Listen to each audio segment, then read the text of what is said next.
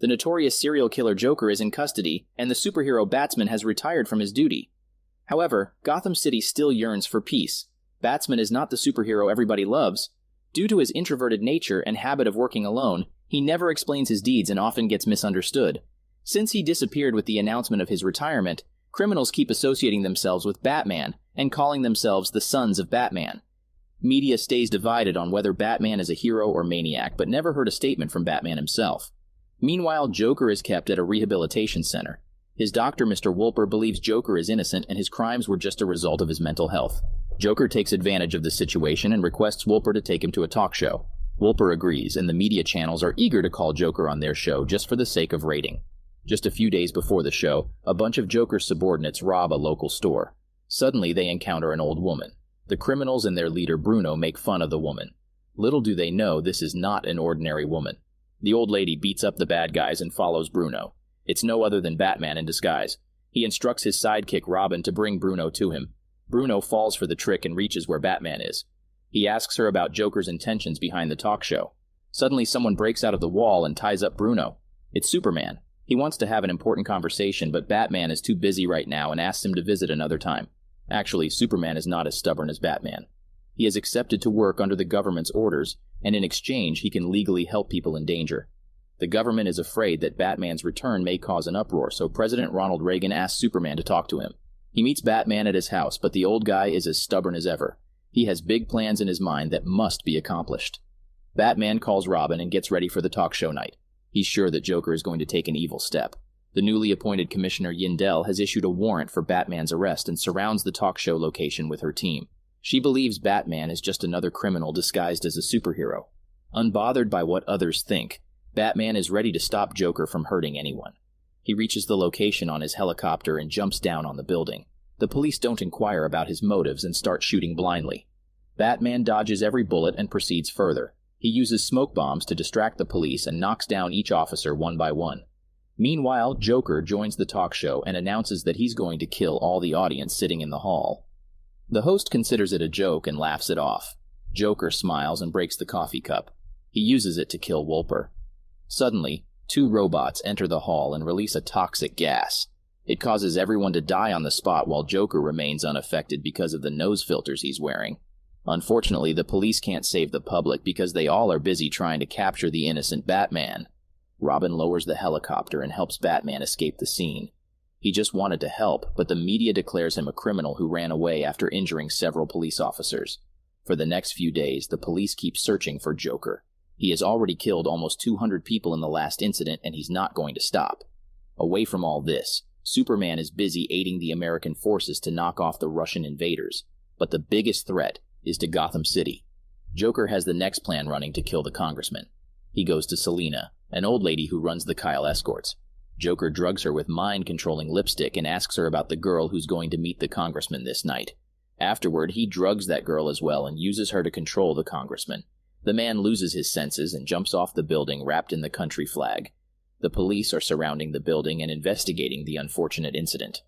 Batman also gets inside disguised as an officer. Yindel doesn't recognize him and leaks the information about Selina's involvement. Batman rushes immediately to the Kyle escorts building along with Robin. They find Selina tied up in one of the rooms. She explains what Joker did to her and warns Batman to be careful. Robin finds a piece of cotton candy nearby and guesses Joker may have gone to the theme park. They must rush before an innocent gets hurt. The police find them and point their guns at Batman, but he jumps out of the building in time. Robin slips her hand, but the caring boss can't let her get hurt so easily. Batman may seem insensitive, but he cares a lot about others. After reaching the park, they find Joker selling cotton candy along with his mate Abner. Joker sends one of his robot with suicidal bomb to attack, but Batman survives and lands safely. He rushes to fight Joker while Abner and the other robot proceed to distract Robin. Batman hits Joker in the face brutally and lets him know there's no more playing around. He's going to kill this maniac right now. Meanwhile, the robot turns on his self-destructive feature and sits in the way of the roller coaster. Robin knocks out the robot in time and saves the passengers' lives. Abner attacks her too, but Robin pushes him away and he gets crushed in the engine gears. On the other side, Joker shoots several people and enters the mirror room while holding a kid hostage. Batman succeeds in saving the kid and grabs his enemy. Joker frees himself to shoot Batman and mocks his old age symptoms. Afterward, he runs to hide in the Love Boat passage. He kills every couple he sees until Batman pushes him down. Joker loses his gun and takes out his pocket knife. He stabs Batman several times and makes him dizzy. Joker thought he finally won, but Batman hasn't given up yet. He gets up and knocks down his opponent. It's finally going to be over, but Joker is still having his evil smile. Batman may have won, but he's also a criminal in the eyes of the people. Saying this, Joker moves his neck creepily that breaks his bone and he dies. The police have finally arrived.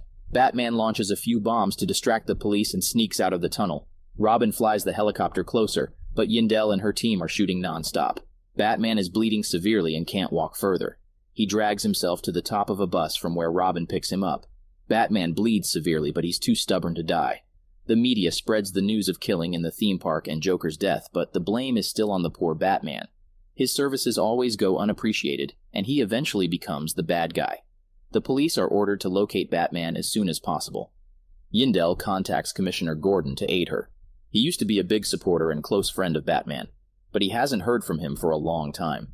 Moreover, America's war against Russia meets its end, but not a good one. Russia has launched a nuclear missile that's heading toward Corto Maltese. Superman is the only one who can save America.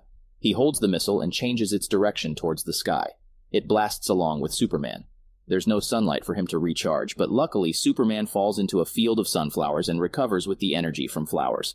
The after effects of the nuclear attack create an electromagnetic pulse that stops all the electric devices and vehicles around the whole country. There's a complete blackout in the whole country. Batman wakes up and feels angry at Superman for letting the government use him for the war. There's no moment to waste. Batman must get up right now. Gotham City needs him. He rides the horses along with Robin and reaches the gang, Sons of Batman. They were thinking of using force to drive the city, but Batman stops them and takes the lead. Tonight, he's going to define the law. The whole city is out of order. The public has gone selfish and is stealing everything while the police are helpless. Worse than that, the criminals have broken out of the jails. They burn up the vehicles and stand against the public. The fight begins. Thankfully, Batman arrives in time and stops everyone. He explains how their city is in great danger. It's not a time to be selfish. If they want to continue living in the city tomorrow, then they must save it today. Hearing these motivational words, citizens drop their weapons and join hands to save their city. Yindel is witnessing this whole situation, but she prefers staying back. She has realized no one can control the city right now except Batman. Meanwhile, Gordon guides people to put out the fire. The fire brigade has arrived too, but the fire is spreading way too fast. It has reached where Gordon lives. He rushes to save his wife, but the building is already turning into ashes. Luckily, his wife had escaped in time. A few days pass like this.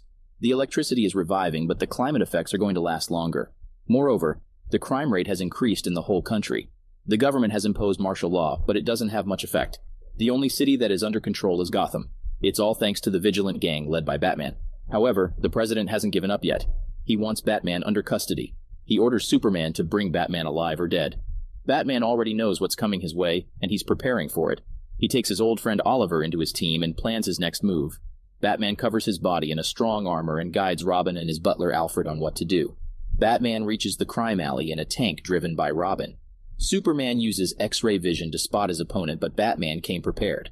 Sensor missiles are set up in nearby buildings that are controlled by Alfred. The attack weakens Superman and he falls.